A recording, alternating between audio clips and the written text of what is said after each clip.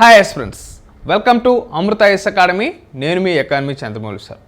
So ఈ మనీకి సంబంధించి వైట్ మనీ అంటే ఏమిటి, బ్లాక్ మనీ అంటే ఏమిటి, గ్రే మనీ అంటే ఏమిటి, రౌండ్ ట్రిప్ మనీ అంటే ఏమిటి అనే అంశాలు మనం తెలుసుకునే ప్రయత్నం చేద్దాం.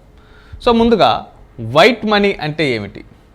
సాధారణంగా వైట్ మనీ అంటే చట్టబద్ధంగా సంపాదించి న్యాయబద్ధంగా పన్నులన్నీ కూడా కట్టినట్లయితే దాన్ని మనం వైట్ మనీ అని పిలుస్తాం. ఫర్ ఎగ్జాంపుల్, అని ఒక వ్యక్తి ఉన్నాడు. ఆయన ఒక సంవత్సరానికి ఒక 20 లక్షల రూపాయలు సంపాదించాడు అనుకుందాం.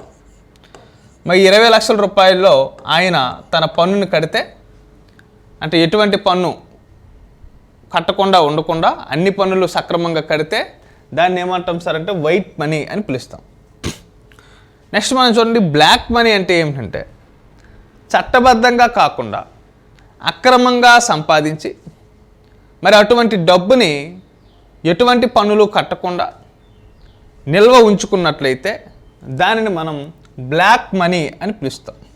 అంటే అక్రమ మార్గాల ద్వారా సంపాదించిన డబ్బు. మరి అక్రమ మార్గాలు అంటే ఏమిటి అంటే మనకు ఎకానమీలో ఉంటుంది.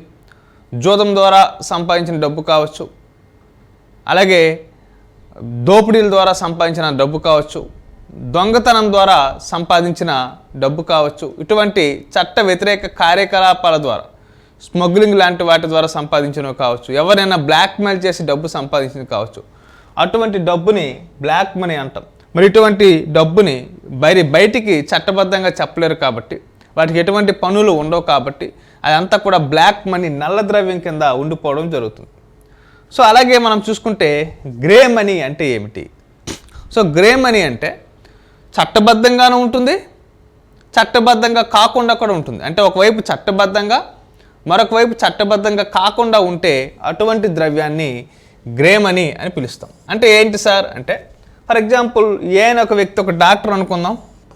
ఈ డాక్టరు తన దగ్గరకు వచ్చినటువంటి పేషెంట్లకి ట్రీట్మెంట్ చేస్తూ ఆయన డబ్బులు తీసుకుంటున్నాడు. ఇలా డబ్బులు తీసుకుంటున్నాడు కానీ ఆయన